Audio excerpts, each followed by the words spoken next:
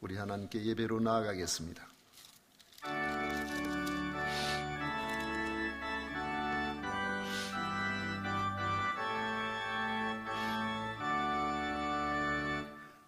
하늘에 가득 찬 영광의 하나님,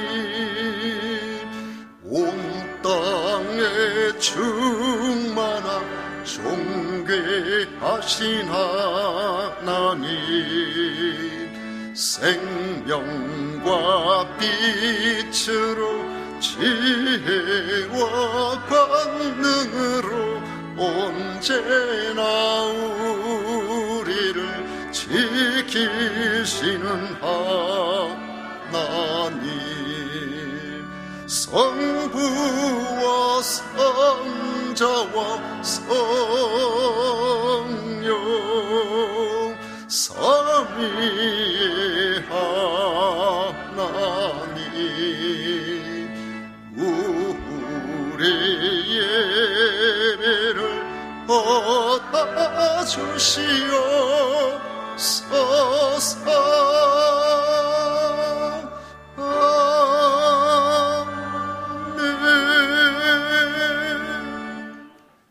오직 여호와는 그 성전에 계시니 온 천하는 그 앞에서 잠잠을 지니라. 아멘.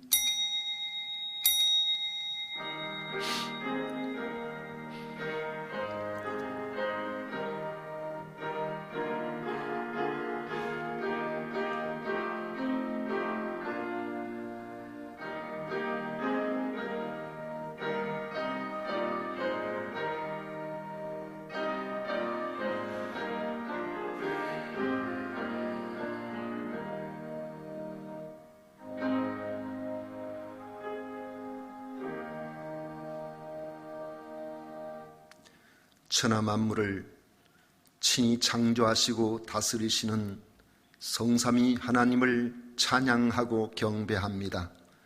오늘 거룩하고 복된 날 주 앞에 나와 예배를 드리게 하시오니 진심으로 감사합니다. 이 예배를 받으시고 저희들에게는 한량없는 은혜로 나아가게 해 주옵소서. 예수님 이름으로 기원하옵나이다. 아멘. 찬송가 10장 다 같이 부르겠습니다.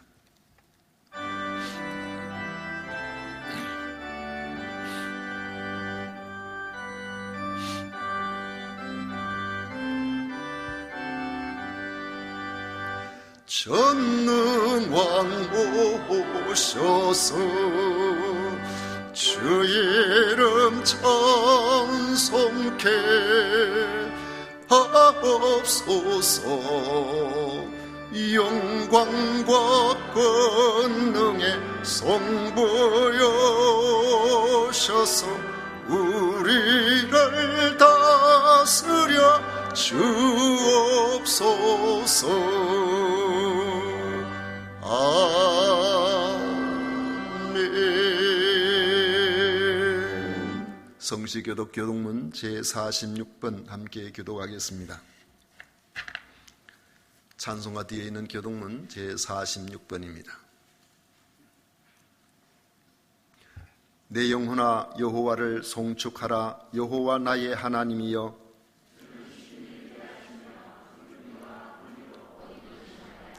주께서 옷을 입음같이 빛을 입으시며 하늘을 휘장같이 치시며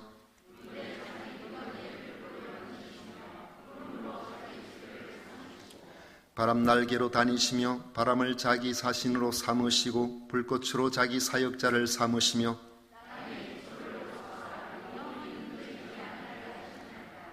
주께서 물의 경계를 정하여 넘치지 못하게 하시며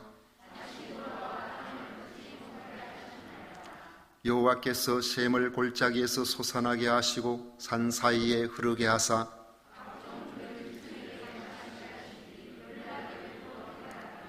공중의 새들도 그 가에서 깃들이며 그가 그의 누각에서부터 산에 물을 부어주시니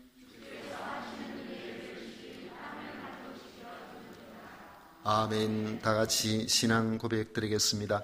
전능하사 천지를 만드신 하나님 아버지를 내가 미사오며 그 외아들 우리 주 예수 그리스도를 미사오니 이는 성령으로 잉태하사 동정녀 마리아에게 나시고 본디오 빌라도에게 고난을 받으사 십자가에 못 박혀 죽으시고 장사한 지 사흘 만에 죽은 자 가운데서 다시 살아나시며 하늘로 오르사 전능하신 하나님 우편에 앉아 계시다가 저리로서 산 자와 죽은 자를 심판하러 오시리라. 성령을 미사오며 거룩한 공회와 성도가 서로 교통하는 것과 죄를 사하여 주시는 것과 몸이 다시 사는 것과 영원히 사는 것을 미사옵나이다. 아멘. 다 같이 자리에 앉으셔서 찬송가 89장 함께 부르겠습니다.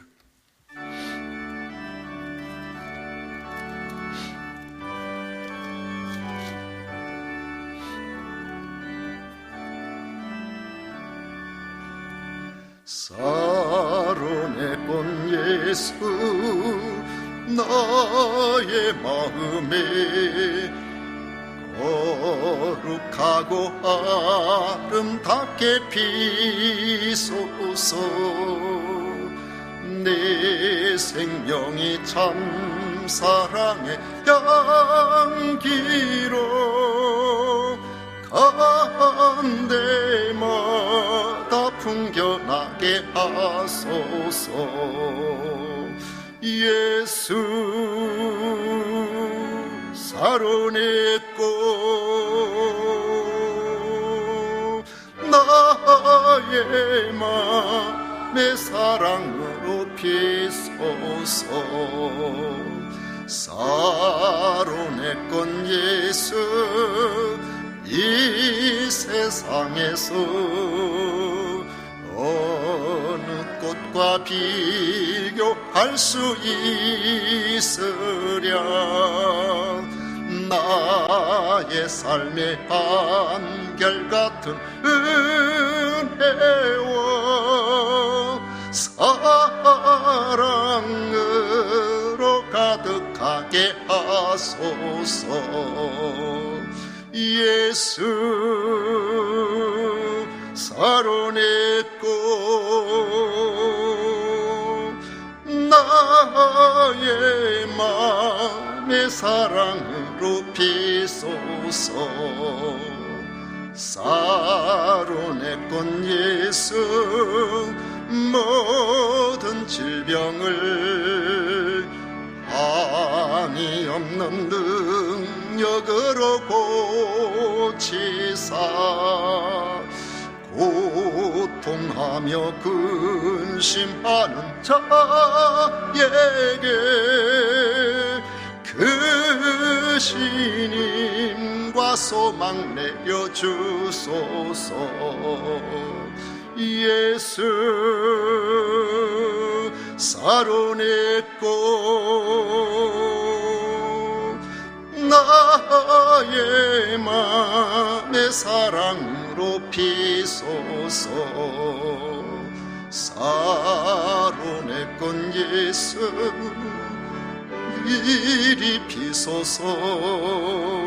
주의 영광이 땅 위에 가득히 천하 만민 주님 앞에 엎드려 경배하며 영광 돌릴 때까지. 예수 사론의 꽃 나의 맘의 사랑으로 피소서. 아멘. 이 시간 차성수 장로님 우리를 대표해서 기도하시겠습니다.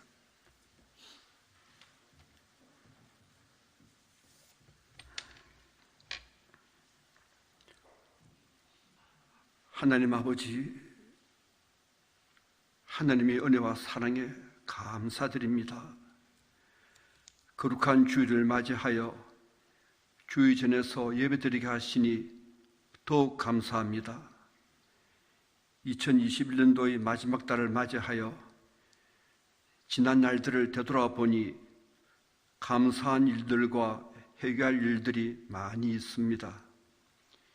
이 해가 다 가기 전에 회개할 것은 회개하고 자복하여서 주님께 모든 것을 맡기며 살아가기를 소원합니다. 거룩하신 하나님 아버지, 우리나라가 하나님의 공의와 정의가 강같이 흐르고 세계 곳곳에 복음을 전하며 하나님 기뻐하시는 선한 영향력을 발휘하는 나라가 되게 하소서.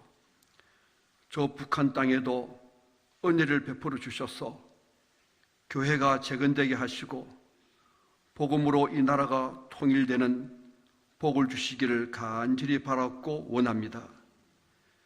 대통령 선거로 인하여 나라가 혼란스럽지 않게 하시고 하나님을 경외하고 국민을 사랑하는 지도자가 선출되도록 인도하여 주시옵소서. 교회마다 부흥의 불길이 타오르게 하시고 이 땅에 코로나도 하루속히 소멸되어 참 평화를 누리기를 원합니다. 하나님 아버지, 우리 교회가 지역사회에서 예수 그리스도의 사랑을 전하며 빛과 소금의 역할을 성실히 수행하여 하나님의 선한 일을 잘 감당하는 교회가 되기를 원합니다. 2021년도와 같이 2022년도도 선택된 각 기관 임원들과 주일학교 교사들이 맡은 바 직분을 잘 감당하도록 지혜와 능력을 더하여 주시옵소서. 하나님 아버지, 우리 성도님들이 가정과 자녀와 일터 위에 하나님의 은혜가 충만하여서 화목하고 평화로운 삶을 누리며 일생을 살아갈 수 있도록 은혜를 베풀어 주시옵소서. 우리 성도님 중에는 몸이 아파서 힘들어하는 분들이 있습니다. 아픈 부위를 능력의 손으로 안수하셔서 깨끗이 치료하여 주시기를 간절히 바라고 원합니다. 평생을 하나님을 경외하고 하나님의 은혜에 감사하며 건강하게 살도록 주관하여 주시옵소서. 내가 그리스도와 함께 십자가에 못 박혔으니 그런즉 이제는 내가 사는 것이 아니요 오직 내 안에 그리스도께서 사는 것이라는 사도 바울의 고백이 우리 모든 성도님들의 고백이 되어서 늘 겸손하게 섬기며 찬양하며 전진하는 우리 모두가 다 되도록 은혜를 내려 주시옵소서. 하나님 아버지, 아버지께서 사랑하시는 주의사자 목사님에게 영육간의 강건함을 더하여 주셔서 이 시대에 꼭 필요한 존경받는 영적 지도자로 빛을 발하게 하옵소서. 이 시간 말씀을 선포하실 때에 우리 모두 큰 은혜를 받아 하나님께 영광을 드리는 삶을 살도록 성령님 도와주시옵소서.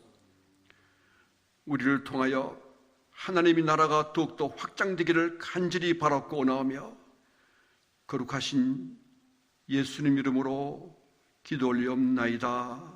아멘.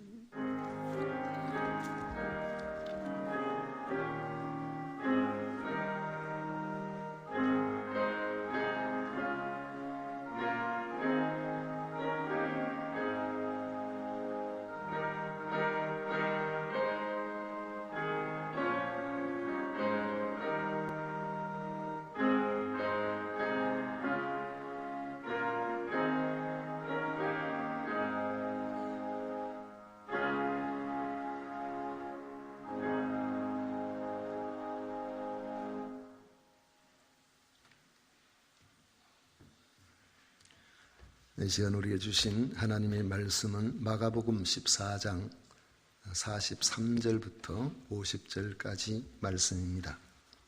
마가복음 14장 43절부터 50절까지 말씀을 우리 다 같이 천천히 읽도록 하겠습니다. 찾으셨으면 우리 다 같이 43절부터 읽겠습니다. 예수께서 말씀하실 때에 곧 12 중의 하나인 유다가 왔는데 대제사장들과 서기관들과 장로들에게서 파송된 무리가 금과 몽치를 가지고 그와 함께 하였더라. 예수를 파는 자가 이미 그들과 군호를 짜 이르되 내가 입맞추는 자가 그이니 그를 잡아 단단히 끌어가라 하였는지라. 이에 와서 곧 예수께 나와 랍비여하고 입을 맞추니 그들이 예수께 손을 대어 잡거늘 곁에서 있는 자 중에 한 사람이 칼을 빼어 대제사장의 종을 쳐 그 귀를 떨어뜨리니라. 예수께서 무리에게 말씀하여 이르시되 너희가 강도를 잡는 것 같이 금과 몽치를 가지고 나를 잡으러 나왔느냐. 내가 날마다 너희와 함께 성전에 있으면서 가르쳤으되 너희가 나를 잡지 아니하였도다. 그러나 이는 성경을 이루려 함이니라 하시더라. 제자들이 다 예수를 버리고 도망하니라. 아멘. 오늘 함께 읽은 말씀 가지고 잡혀주신 예수님이라는 제목으로 같이 하나님의 말씀을 듣고자 합니다. 우리가 하나님을 믿는 신앙의 기반은 성경 말씀입니다. 이 성경 말씀을 믿되 자기 나름의 신학으로 해석하여 믿는 것이 아니라 말씀 그대로 받아들이는 자세가 중요합니다.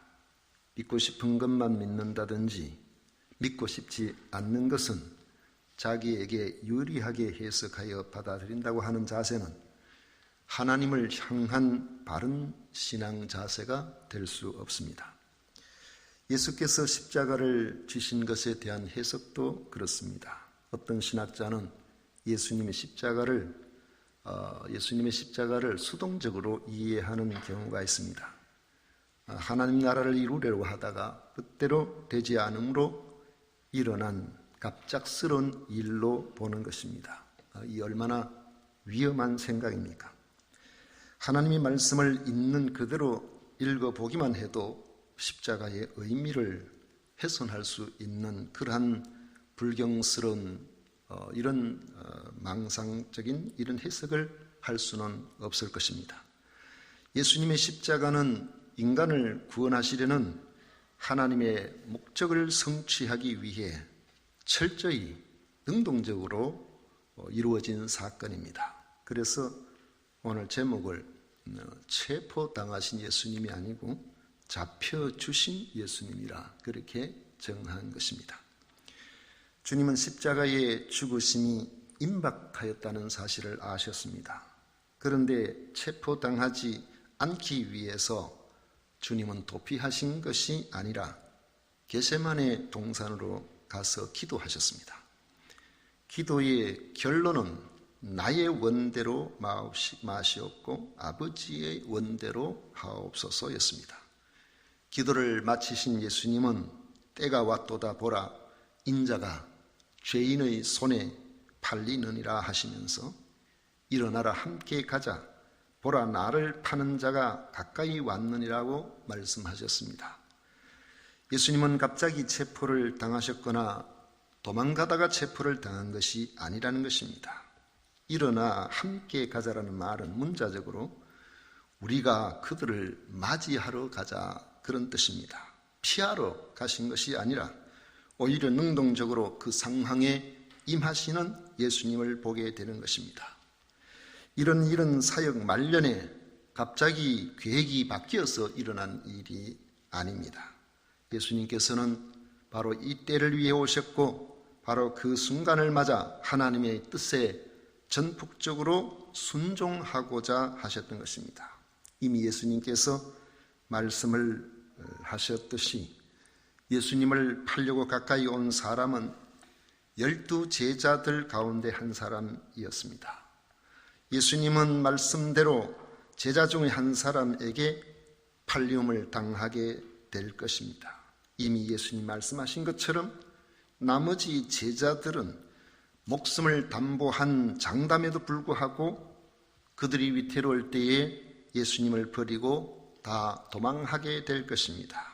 예수님은 이 모든 것을 다 알고 계셨지만 하나님의 뜻을 이루기 위해 능동적으로 체포당하신 것입니다. 예수님께서 능동적으로 잡혀주셨다는 사실은 하나님께서 예수 그리스도의 십자가를 통해서 이루실 구원의 길을 이미 처음부터 확정해 놓으셨다는 뜻입니다. 예수님이 제자들에게 일어나라 함께 가자, 나를 파는 자가 가까이 왔느니라 하실 때 가룟 유다가 왔습니다. 가룟 유다는 12 중에 하나였습니다. 예수님이 3년간 훈련시킨 12제자 중의 하나였다는 점이 강조됩니다. 예수님을 대적하는 자들에 의한 체포당하심이 아니고 제자 중에 하나의 배신이 예수님의 체포에 개입되어 있다는 점은 예수님의 죽음이 죄에 대한 정당한 판결에 따른 것이 아니라 인간의 탐욕과 배신이라는 그 죄가, 추악한 죄가 밑바닥에 깔려져 있는 비극적인 일이었음이 드러납니다. 가룟 유다는 대제사장들과 서기관들과 장로들에게서 파송된 무리들을 데리고 왔습니다. 그들은 검과 몽치를 가지고 가룟 유다의 뒤를 따랐습니다. 검은 불상사가 생겼을 때에 적을 공격하는 것이고, 몽치는 일반적으로 폭동이 일어났을 때에 그 폭동을 진압하는 그런 도구로 사용된 것입니다. 이 가룟 유다가 예수님의 제자가 된 까닭은 예수님으로 말미암는 어떤 그런 새로운 세상에 대한 기대 때문이었던 것 같습니다. 당시 유대인들은 위대한 다윗 왕국이 재현되는 다윗 후손으로서의 위대한 왕을 기대했습니다. 그 위대한 왕을 메시아로 그렇게 생각을 하고 끊임없이 그 시대에 그 일을 하겠다고 나선 그런 사람들이 메시아인 줄로 알고 추종할 때도 있었습니다. 가룟 유다는 예수님의 강력한 사역을 볼 때에 예수님이 충분히 그렇게 될 것을 의심하지 않았던 것으로 보입니다. 예수께서 왕이 되신다면 그를 따르는 측근들이 취할 수 있는 열매가 대단하다는 사실은 우리가 잘 압니다. 그런데 언제부터인가 예수님의 말씀이 자신의 기대와 어긋나는 것을 발견하게 됩니다. 여러 번 당시 기득권 세력에 의해 예수께서 죽으실 것을 말씀하실 때에 가룟 유다는 크게 실망한 것으로 보입니다. 가룟 유다는 예수님과 결국 다른 길로 가기로 결심했습니다. 그렇다면 보통 사람들은 제자 되기를 포기하고 예수님을 떠나는 것으로 주님과의 관계를 마무리하게 될 겁니다. 그런데 가룟 유다는 그렇게 하지 않고 예수님을 대제사장 무리들에게 넘겨줌으로 얼마간 자기의 물질적 이익을 취하려고 했던 것입니다. 예수님을 체포할 수 있도록 협조해 주는 대가로 돈을 받기로 흥정을 하였던 겁니다. 그 결과 은전 30개가 그의 수입이 될 수가 있었지만은 3년이나 선생으로 따르던 예수님을 고통스러운 죽음에 넘겨주는 일이었다는 점은 이해하기 어렵습니다. 더욱이 가룟 유다의 야비함은 상상을 넘어서는 일이었습니다. 예수님을 체포하려면 어느 시간에 어느 장소에 가면 좋겠다는 그런 내부 정보를 은밀하게 제공하고 그것으로 마무리하는 경우가 있을 겁니다. 그런데 노골적으로 체포조를 데리고 선두에 서서 예수님을 지목한다는 이 일은 아무나 할 수 있는 일이 아닙니다. 적어도 최소한의 부끄러움을 아는 인간성을 가지고 있다면 그렇게 할 수가 없는 것입니다. 그런데 가룟 유다에게는 그것이 가능했습니다. 가룟 유다는 체포조와 미리 군호를 짜놓았습니다. 군호는 친밀한 유대인들의 일상적인 인사법인 입맞춤이었습니다. 아마 볼에다가 입을 떼는 그런 형태였을 것입니다. 은 30개를 얻기 위해서 예수님을 배반하고 예수님이 계신 장소와 시간을 가르쳐 주는 것도 이해하기 어려운데 체포조를 직접 데리고 와서 예수님을 만나 그 면전에서 입맞춤을 함으로써 그를 지목한다면 얼마만큼 얼굴이 두꺼워야 이것이 가능하겠습니까? 가룟 유다는 자기가 입맞추는 자가 예수인이 그를 잡아서 단단히 끌어가라고 미리 말해 놨습니다. 과연 가룟 유다는 예수님이 행하신 여러 이적들을 보면서 어떤 생각을 했을까? 이런 생각을 해봅니다. 각종 질병의 치유, 흉악한 귀신에 들려 고통하는 사람을 고쳐내기 위해서 귀신을 쫓아내는 그러한 일들, 또 풍랑이 일어서 배가 뒤집혀지려고 하는 그런 상황에서 잠잠하라 말씀하실 때에 광풍이 잠잠해지는 이런 놀라운 일들, 빈들에서 모두가 굶어있는 그런 상황에서 5,000명을 배불리 먹이고도 12바구니나 남는 일들을 보면서 가룟 유다는 어떤 생각을 했을까요? 예수님을 잡아 단단히 끌어가려고 한 것을 보면 예수님의 능력을 믿기는 믿었던 것 같은데, 그럼에도 능력의 예수님을 사람이 제어하여 단단히 끌어갈 수 있을 것이라고 생각했다면 그런 믿음은 또 어떤 믿음이라고 우리가 봐야 되겠습니까? 예수님께서 초월적인 능력을 사용하여 자신들의 계획을 수포로 돌아가게 할 수도 있다고 생각하여 주의하여 실수 없이 예수님을 체포하도록 단단히 주의를 주었다는 것인데, 3년 동안 예수님의 제자로 살면서 그는 주님에게서 도대체 무엇을 들었으며 무엇을 느꼈을까? 이런 생각을 해볼 수가 있습니다. 가룟 유다는 예수님의 능력을 보았으나 예수님이 하나님의 아들이심을 믿지 않은 것이 분명합니다. 그는 예수님의 가르치심의 그 내용에도 그는 무관심했음이 틀림없습니다. 우리가 예수님을 믿는다고 해도 과연 우리가 믿는 믿음이 어떤 믿음인지 고민해 보아야 합니다. 예수님께서 현실 세계에서 내게 실질적인 유익을 주지 않는다면 언제든지 돌아서는 그런 사람, 심지어 예수님과 예수님을 따르는 사람들을 비방하고 대적하는 사람들이 교회와 전혀 무관한 사람들이 아니었다는 점은 우리가 많이 겪어온 일들입니다. 그런데 이런 일이 우연히 일어난 것이 아니라 예언의 성취라는 사실에 주목해야 합니다. 마가복음 10장 33절에 보면 보라, 우리가 예루살렘에 올라가노니 인자가 대제사장들과 서기관들에게 넘겨짐에 그들이 죽이기로 결의하고 이방인들에게 넘겨주겠고 했습니다. 드디어 가룟 유다 예수님께 나와서 랍비요 하면서 입을 맞추었습니다. 마태복음에 보면은 랍비요 안녕하시옵니까 하고 입을 맞추었다고 되어 있습니다. 요한복음에 보면 예수께서 당할 일을 하시고 너희가 누구를 찾느냐고 하시자 나사렛 예수라는 답변이 돌아왔습니다. 그때 예수께서 내가 그니라 하신과 동시에 사람들이 갑자기 뒤로 물러나면서 땅에 엎드러지는 그런 상황이 나타납니다. 주님이 자신을 체포당하도록 허락하지 아니하신다면 결코 그들이 예수님을 체포할 수가 없다는 사실을 확실하게 보여주는 그런 장면입니다. 제자들은 잡아가지 말고 그냥 보내주라고 예수님께서 말씀을 하시고는 자신을 내어주실 때에 체포조가 달려들어서 예수님께 손을 대어 잡으려고 했습니다.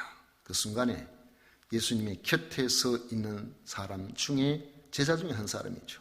갑자기 칼을 빼내어서 대제사장의 종을 잡으려고 하는 그 제일 앞에 나왔는 사람인가 보죠. 그의 종을, 대제사장의 종을 쳤는데 그의 귀가 잘려서 땅에 떨어졌습니다.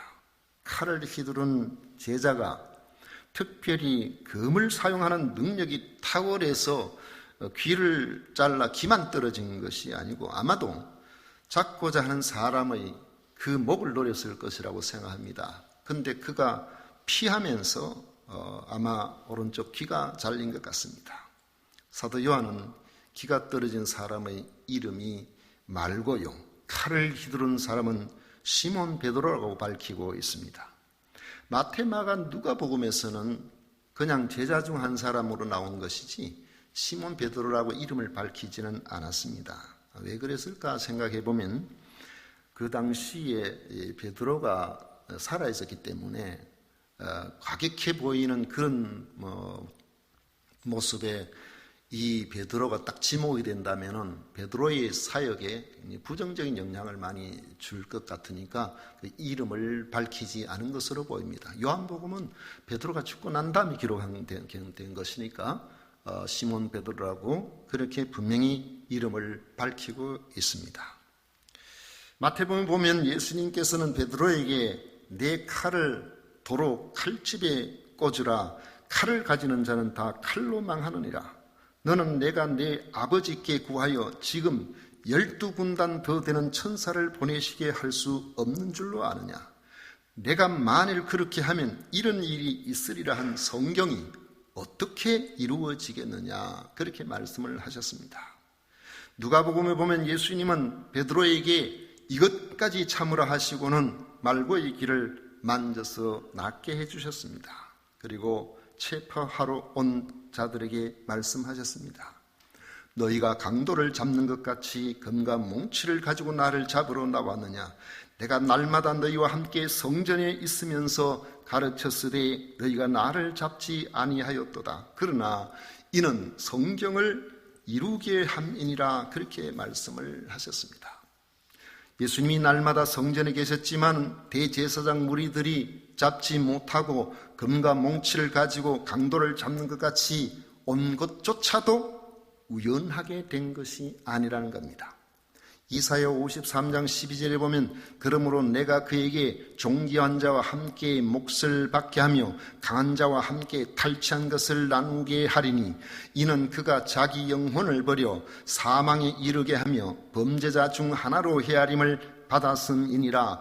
그러나 그가 많은 사람의 죄를 담당하며 범죄자를 위하여 기도하였느니라 했습니다. 예수님은 많은 사람의 죄를 담당하기 위하여 강도 취급을 받으셨다는 것입니다. 강도 취급을 당하시면서까지 예수님은 베드로에게 칼을 칼집에 꽂으라. 아버지께서 주신 잔을 내가 마시지 아니하겠느냐고 말씀하신 것입니다. 그런데 주님이 마시고자 하셨던 그 잔, 이 잔이 어떤 잔일까요? 그 잔은 36절에 보면 아빠 아버지여 아버지께서는 모든 것이 가능하오니 이 잔을 내게서 옮기시옵소서 하면서 그토록 마시기를 꺼려 하셨던 잔입니다.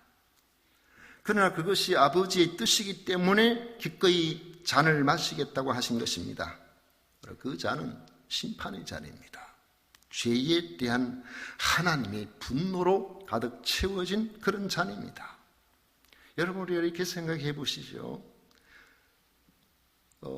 최근에 큰 회사에 손녀딸 아무개가 마약을 늘 하고 그 마약에서 벗어나지를 못하고 재판 중에도 또 마약을 하고 사람도 좋아 보이고 그런 사람이 그 마약에 찌들어서 점점 망가지는 그런 모습들이 그 방송의 뉴스로 자주 이렇게 나오는데, 부모 입장에서 생각해 보십시오. 마약으로 찌들어가는 자식이 있다고 생각해 볼 때에 부모의 분노가 어디에 있겠습니까?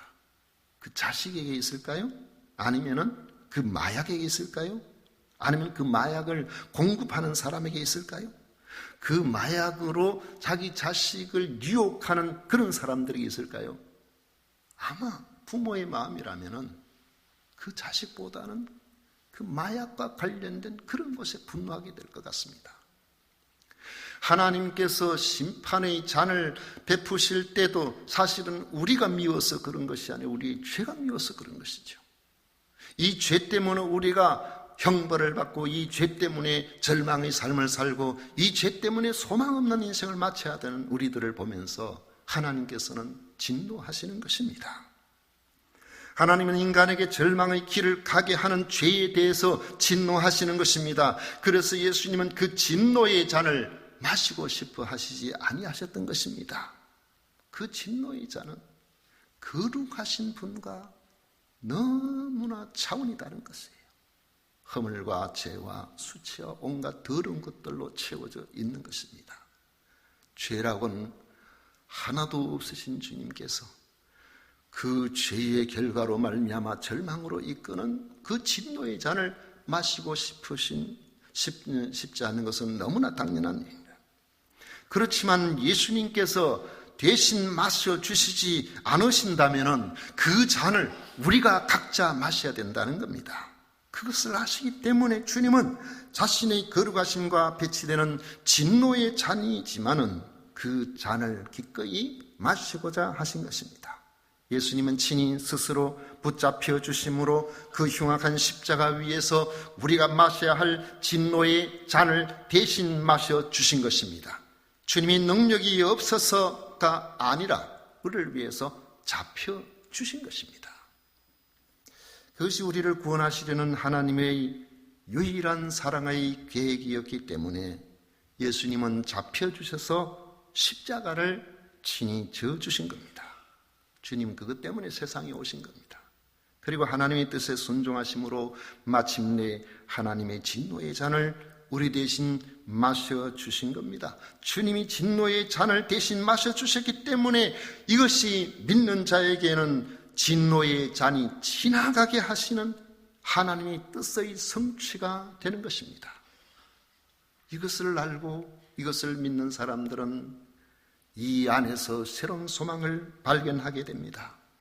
이 사실을 믿는 바울 사도는 이렇게 선포합니다. 갈라디아서 2장 20절에 보면 내가 그리스도와 함께 십자가에 못 박혔나니 그런즉 이제는 내가 사는 것이 아니요 오직 내 안에 그리스도께서 사시는 것이라. 이제 내가 육체 가운데 사는 것은 나를 사랑하사 나를 위하여 자기 자신을 버리신 하나님의 아들을 믿는 믿음 안에서 사는 것이라 했습니다. 요즘 우리가 살아가는 그 삶의 과정 속에서 많은 부분들이 코로나 바이러스에 사로잡혀 있는 것 같습니다. 연일 기사를 보면 이 코로나 바이러스에 대한 기사가 나오지 않는 것이 없고, 또 하나가 좀 정리된 것 같다 생각되면 또 새로운 변이가 발생을 하고, 이건 뭐 정치고 경제고 우리의 일상의 삶에 이르기까지 얼마나 많이 우리의 삶을 제약하는지 모릅니다. 그런데 사실 알고 보면은 그러면서도 우리는 지금까지 또 잘 살아가고 있어요. 하나님 은혜로 여기까지 옵니다. 개별적으로는 지금도 병상에 들어가지 못하는 위중증 환자들이 사경을 헤매는 이런 경우가 계속 있지만은 또 한 부분에서는 또 자기 일이 아닌 것처럼 그렇게 살아가고, 또 어떤 이들은 그것에서는 벗어나 있지만은 생각지도 아니했던 여러 가지 일들 때문에 인생을 힘들어하고 고통스럽게 그렇게 살아가는 사람들도 있습니다. 그런데 우리는 이 땅에 사는 동안에 우리가 어떤 모습으로든지 우리를 고통스럽게 하는 것들이 세상에 늘 끊임없이 이어져 오고 있다는 사실을 우리는 외면할 수가 없습니다. 거부한다고 해서 그리 안 되는 것도 아니죠. 제가 마음에 한 가지 소원이 있다면은, 제 자신에 대한 소원이 있다면은, 하나님께서 부르시는 그때에 하나님이 부르심을 받는 그 모습을 가까이 있는 사람들이 보고 죽는 것도 죽을만 하네, 이런 생각이 좀 드는 그런 마지막을 맞이하고 싶다, 그 생각이 들어요. 안 죽고 싶어서, 너무 힘들어서, 너무 고통스러워서 그런 마지막이 아니고, 우리 신앙생활을 잘 하다가 주님 앞에 부름받는 그런 사람들을 보내고 후손들이 전하는 이야기들을 이렇게 듣다 보면은, 이야, 어쩌면은 죽는 법을 저렇게 타고났을까, 그런 생각이 들 때가 있어요. 그래서 우리가 이 땅에 사는 동안에 오늘 하루의 삶을 살아가는데도 나름대로 최선을 다하면서 내 뒤에는 엄청난 고통의 짐이 있다고 할지라도 다른 사람이 볼 때는 저 사람은 평생 동안 아무런 걱정, 근심도 없는 듯이 보이고 싶고 또 실제로 그렇게 살아가고 싶고 마음속에 위로와 평안을 얻고 싶고, 그런데 이것이 내 의지가 아니라 내 속에 주어져 있는 영원한 소망 때문에 우리가 그럴 수 있다고 저는 믿습니다. 예수께서 우리를 위해 친히 잡혀주신 사실을 믿음으로 나를 사랑하사 나를 위하여 자신을 버리신 하나님의 아들을 믿는 믿음 안에서 내가 산다는 이 바울의 선언이 오늘 여러분들의 선언이 되시기를 축복합니다. 기도하겠습니다. 고마우신 하나님 아버지, 크고 놀라우신 주의 은혜 감사드립니다. 고단한 삶을 저희들이 살아가고 있습니다. 힘든 삶을 살아가고 있습니다. 고통스러운 일들이 우리를 힘들게 합니다. 그러나 예수 그리스도 안에서 아버지 하나님 대신 져주신 그 진노의 잔, 이제는 우리를 비켜갔기 때문에 하나님께서 우리를 향하신 영원한 소망을 가지고 이 땅에서 담대하게 평안하게 하나님께서 우리에게 원하시는 참된 소망을 부여잡고 살아가는 우리 모두가 되게 하여 주옵소서. 예수님 이름으로 기도하옵나이다. 아멘. 찬송가 90장 함께 부르겠습니다.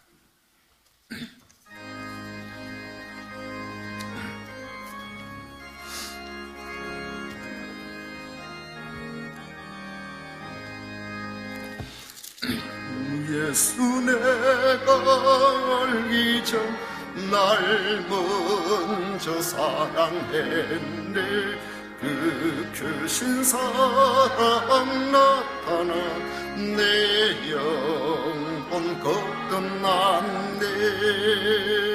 주 내 맘에 늘 계시고 나 주의 안에 있어 저 포도비유 같으니 참 좋은 나의 친구. 내 친구 되신 예수님 날 구원하시려고 그 귀한 몸을 버리사 내 죄를 대속했네. 나 주님을 늘 믿으며 그 손을 의지하고 내 몸과 마음을 바쳐서 끝까지 충성하리. 내 진실하신 친구여 그 은혜 내려주사 날 항상 보호하시고 내 방패 되옵소서. 그 풍성한 참 사랑을 능히 끊을 소냐. 날 구원하신 예수는 참 좋은 나의 친구. 아멘.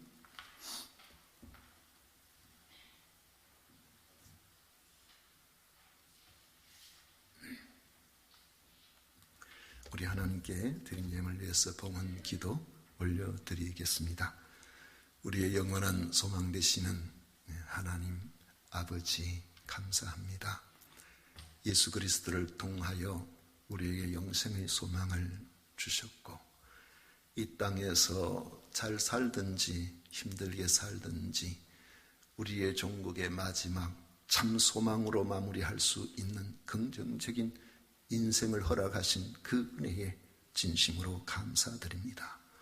오늘도 거룩한 날 주 앞에 나와 예배를 드리게 하셨는데 저희들이 마음을 모아서 아버지 하나님 없는 중에도 가장 귀한 것으로 또한 하나님 앞에 우선적으로 예물을 구별하여 드리는 성도들이 있습니다. 소득의 10분의 1을 구별하여 드립니다. 각종 감사의 제목으로 주님 앞에 드립니다. 선교 헌금, 건축 헌금, 주일 헌금을 구별하여 드립니다. 아버지 하나님, 주님, 우리의 마음이 오니 받아주시옵소서. 주님, 이것을 통해서 주의 교회가 많은 영혼들을 구원하여 내는데 귀하게 쓰임받게 하시고 우리 하나님을 영화롭게 해드리는 이 일에 중요하게 쓰여지게 하여 주옵소서. 들으는 손길들마다 모든 것의 주인 되신 하나님, 더 많은 것을 맡겨주셔서 저들의 삶이 하나님의 손 안에 움직임을 아버지 믿는 자와 믿지 않는 자들이 다 알게 하여 주옵소서. 오늘도 아버지 하는 이른 아침부터 주 앞에 나와 성도 섬기는 일로 수고하는 이들이 있습니다. 기억해 주시고 아버지 하는 그 수고의 주의 능력이 나타나서 하나님의 영광을 받으시옵소서. 미사옵고 예수님 이름으로 축복하며 기도하옵나이다. 아멘. 지금은 우리 구주 예수 그리스도의 은혜와 하나님 아버지의 놀라우신 사랑과 성령 하나님의 위로 축복 교통하심이 오늘도 겸비 주 앞에 나와 예비하는 우리 모든 성도들 머리 위에 그 가정 위에 생업 위에 영원토록 함께 있을지어다. 아멘.